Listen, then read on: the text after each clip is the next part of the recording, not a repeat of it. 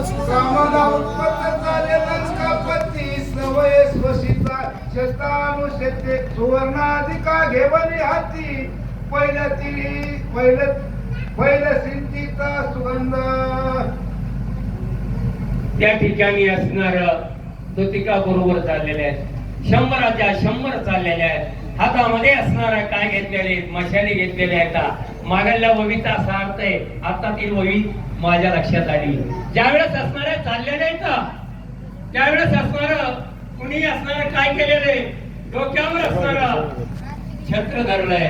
कुणी असणारा वारा घालतय रावणाला. वैभववान राजा होता. कुणी असणार पुढले लोक हटवितात. पाणीदार म्हणजे बालदार चोपदार असणारा पुढे हटवितात. अशा प्रकारचा असणारा त्या ठिकाणी राजा रावण अशोकवनामध्ये सीतेची भेट घेण्यासाठी निघाला आहे. कनकदंडे विक्रम मालिकी शशांक छत्रे धरिली एकी व्याजने वारिती आली की विळ्या किती विचित्र ब्रह्मसूत्र सांगद.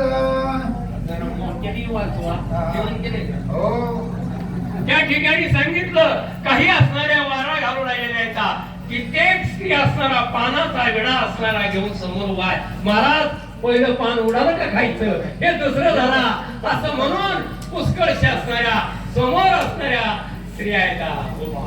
काठी पाटुळा आणि लांबर त्याची कटी सूत्र कटार चिंकणी ज्वाळा माळा विचित्र ब्रह्मसूत्र सांगद.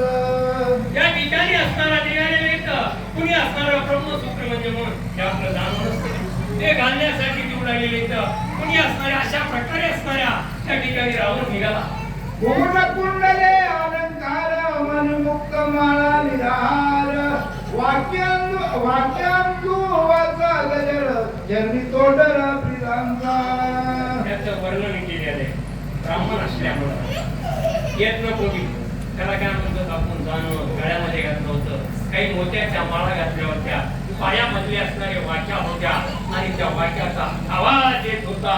खाड खाड अशा प्रकारचा रावण असणारा निघालेला आहे. कुठं रात्रीच्या वेळेला अशोकवनामध्ये हजारो दिवे रत्नाचे दिवे आणि ते दिवे घेऊन दाशा पुढे चालतात. रावण पाठीमागे चालतोय. त्याला अनेक जण वारा घालतात. कुणी असणारा पुढचे माणसं गर्दी होऊ नये म्हणून हटवितात. बघा तिथे रानात निघाला पण इतक्या वैभवामध्ये रावण निघाला आहे. सुगंध चंदनाची उठी पदके सोबती कंठी खडगवसून या गोष्टी सीता भेटीचा दिला.